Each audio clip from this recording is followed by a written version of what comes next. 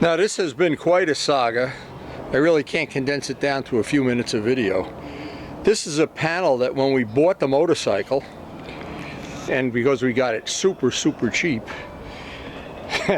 that's saying the least, it was in a dumpster in Patterson, and what had happened is it was laying in such a way that the roof in this container or dumpster, whatever it was leaking right on this panel.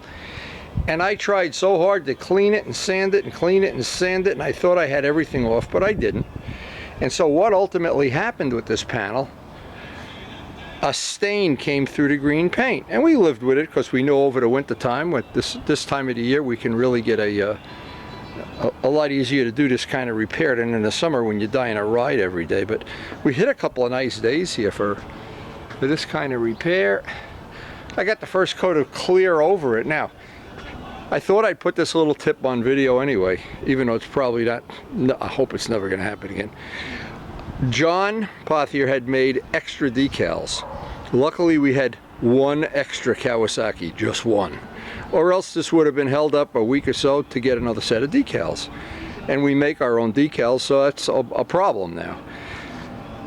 Now, from looking at this, what had happened is I tried, and I sent out some pictures even, I tried just backmasking around the perimeter, but the green really didn't match exactly. This is a very difficult color. It's Camaro Synergy green. It doesn't really match the way black or white or whatever would do. It's a very difficult color to match. But what I wanted to say was, the ultimate thing was I had to backmask the blue again, respray all the green, backmask the black. And the reason we can't take that piece off is because it's carbon fibered in place. It was broken when I bought the part, and this is all repair carbon fiber under there. And luckily none of the tabs were broken, so I guess we're pretty lucky about it.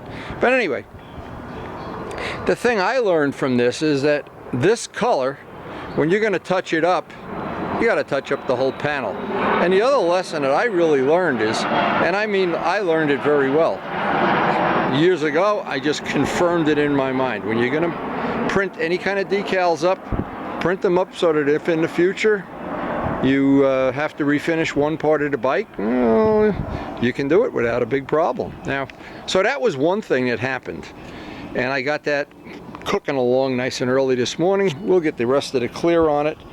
But it's turned out to be this summer day, and I can't believe. I wanted to show another thing. This is really a significant thing. Now, everybody I know that's got a sport bike, every single person, I don't know anybody that's got a sport bike that you can see out the mirrors. Luciano calls them Stevie Wonder mirrors. Now, Chris had bought me, I'll put the lights on in here. Chris had bought me a set of mirrors, and I refinished them. And they worked out perfectly on the 750. But again, that's not the real issue. They're copies of R1 mirrors. Well, the problem with R1 mirrors on the R1 is they're not big enough. The mirror ends about in the middle of this mirror, so you get to see your shoulder and everything. But Glenn bought these, and it was just a fluke that he found them. It was the funniest thing. What happened, we were counting up in the shop what mirrors would be the longest ones we could reasonably put on a bike. Now these, because they have blinkers in them, these have worked out real well. You can see with the way this bike is set up now, it just couldn't be any better. The GS, you can really see out the back mirrors like it's a human being bike. And while we were talking, Glenn noticed that Rob's bike has somewhere in between a sport bike mirror, and it's relatively long. So I said, well, you know, Christmas is coming, Glenn. I was just kidding around. Well, he ordered them.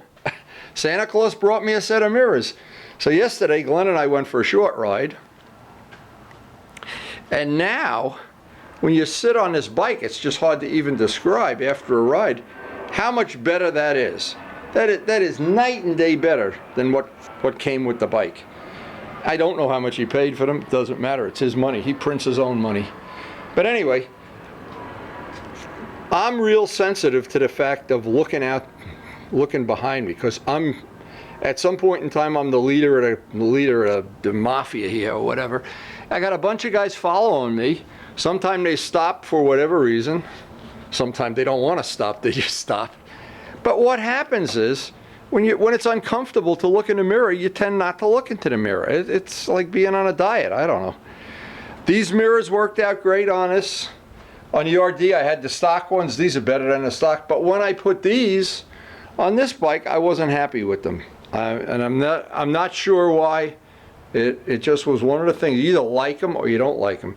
But I put this set on. I took a short ride, and I said, wow, that's exactly what this bike needed for the last 6 or 7 years. So what I'm going to do is after Christmas and after we get caught up on Vlad's projects, I'm going to pull these apart, paint them, make them all nice and shiny, of course. Easy to wipe the bugs off all summer. And before we end the little video today, Glenn came over, helped me pull the 750 apart the other day.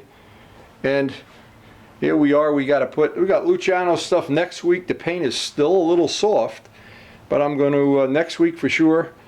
We're going to paint all the trim on, and Joe Roselli is going to, and Steve are going to try to get me the stickers on their computer.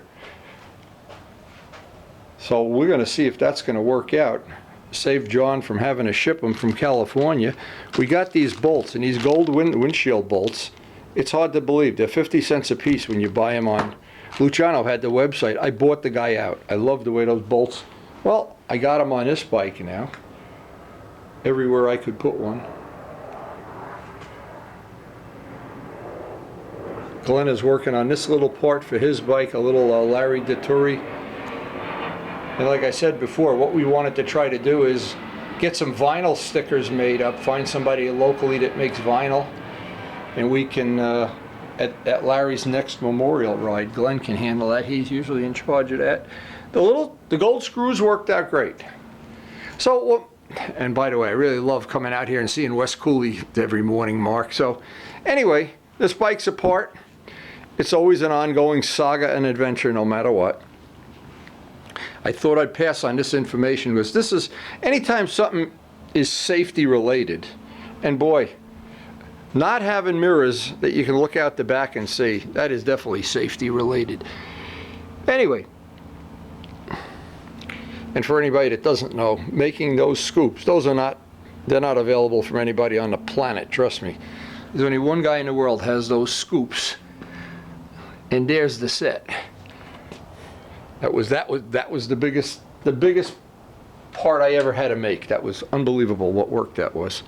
But anyway, I want to go see how the fairing's drying. I think I'm going to call up the A-team and see if anybody wants a ride this afternoon.